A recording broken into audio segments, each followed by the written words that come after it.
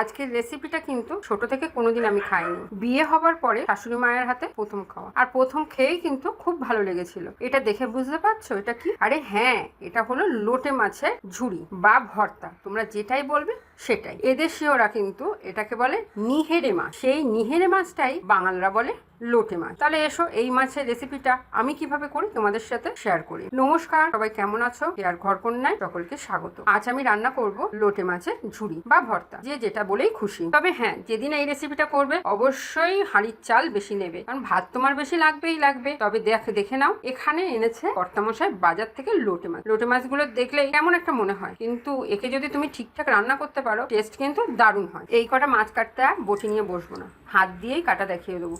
খুব সহজ, খুব নরম মাছ তো, খুব একটা ছুরি হলেই মোটামুটি কাটা হয়ে যায়। প্রথমে মাথাটা বাদ দিয়ে দিলাম, তারপরে দেখো এর পাখনাগুলো টেনে টেনেই ছিঁড়ে ফেলা যাবে, এরকম একটা অবস্থা। কিন্তু একটা জিনিস, এই মাছটা কিন্তু একদম ফ্রেশ, কোনো পচা খসা না, দেখতেই ওরম লাগে। যারা রান্না করোনি অবশ্যই একদিন রান্না করো, তবেই বুঝতে পারবে। এইভাবে আমি প্রত্যেকটা মাছ কেটে নেব। এখানে কিন্তু আমার মাছগুলো কাটা হয়ে গেছে, এবার মাছগুলো ধুয়ে নেব। মাছগুলো আমার ধোয়াও হয়ে গেছে। এখান থেকে 2-3টে মাছ আমি আলাদা রেখে দেবো। লোটে মাছ বাড়ি এসেছে, লোটে মাছের ঝুড়ি খাবো আর চপ খাবো না, তাই কখনো হয়? এটা চপের জন্য আমি গুছিয়ে রেখে দেবো। আর এই কটা মাছ আমি রান্না করব। প্রথমে মাছগুলো তো ধুয়েই নিয়েছিলাম, এবার একটু ওর ওপরে হলুদ দিয়ে মেখে নিলাম। খুব নরম মাছ তো, ওই জন্য লবণ আর দিলাম না, লবণ একেবারে রান্নার সময়ই দেবো। এদিকে কিন্তু কড়াইতে তেল গরম হয়ে গেছে, এবার এর মধ্যে আমি দিয়ে দেবো অল্প একটু সাদা জিরা ফোড়ন। জিরাটা হালকা লাল লাল হয়ে আসলে এর মধ্যে দিয়ে দেবো 2টো বড় সাইজের পেঁয়াজ কুচি। এই রান্নাতে কিন্তু পেঁয়াজ আর রসুনটা একটু বেশিই লাগে। পেঁয়াজটা হালকা লাল লাল করে আগে ভেজে নেব। পেঁয়াজটা এখানে লাল লাল করে ভাজা হয়ে গেছে, এবার দিয়ে দেবো ছোটো একটা টমেটো কুচি। টমেটোটা একটু ভাজা ভাজা হয়ে গেলে এবার দিয়ে দিলাম বড় চামচে 2 চামচ রসুন। মোটামুটি 1.5খানা বড় রসুন এখানে কেটে নেওয়া আছে। এবার সব কিছু একসাথে ভালো করে মিশিয়ে একটু নাড়াচাড়া করে নেব। এবার দিয়ে দিলাম 1 চামচ আদা বাটা আর 1.5 চামচ কাঁচা লঙ্কা বাটা। এটা কিন্তু একটু ঝালটাও বেশি হয়, আর এই পাকাটি লঙ্কা বেটে দিয়েছি আমি, এটাতে ভীষণ ঝাল, ওই জন্য আমি 1.5 চামচই দিলাম, লাগলে আবার পরে দেবো। এবার মশলাটা বেশ খানিকক্ষণ একটু কষিয়ে নেব। দেখো এখান দিয়ে তেল ছাড়ছে, এই সময় আমি দিয়ে দেবো 1 চামচ জিরা গুঁড়ো, 1 চামচ ধনে গুঁড়ো, স্বাদ মতো লবণ, পরিমাণ মতো হলুদ দিয়ে এবার সব কিছু আবারও ভালো করে মিশিয়ে নেব। আমি দিয়ে দেবো অল্প একটু জল, যাতে মশলাটা ভালো মতো কষানো হয়ে যায়, পুড়েও না যায়, সেই জন্য জলটা দিলাম এর মধ্যে। দিয়ে এবার ততক্ষণ নাড়াচাড়া করবো যতক্ষণ না মশলাটা ভালো মতো কষানো হচ্ছে। এবার দিয়ে দিলাম অল্প একটু কাশ্মীরি লঙ্কার গুঁড়ো। এটা দিলেও হয়, না দিলেও হয়, আমি দিলাম বেশ কালারের জন্য। দেখো একটু মশলা কষানো প্রায় হয়ে গেছে, এখান দিয়ে তেল ছাড়ছে। এবার আমি দিয়ে দিলাম অল্প একটু জল। অল্প একটু জল বলতে চামচ হিসাবে 5 চামচ 6 চামচ মতো একটু জল দিয়ে দিলাম, কারণ এবার মাছগুলো দেবো তো, মাছ দেওয়ার একটু আগে এই জলটুকু না দিলে কড়াইতে মশলা পুড়ে যাবে, মাছটাও লেগে যাবে। এবার জলটা দিয়ে যেই ফুটে উঠবে তখনই মাছটা আমি দিয়ে দেবো। বেশি আবার জল দিও না, তখন আবার মাছই খুঁজে পাবে না জলের মধ্যে। এবার মাছটা ভালো করে উল্টে পাল্টে দিয়ে নেব। এবার কড়াইয়ের ঢাকনাটা 4 থেকে 5 মিনিটের জন্য মিডিয়াম টু লো আছে দিয়ে দেবো।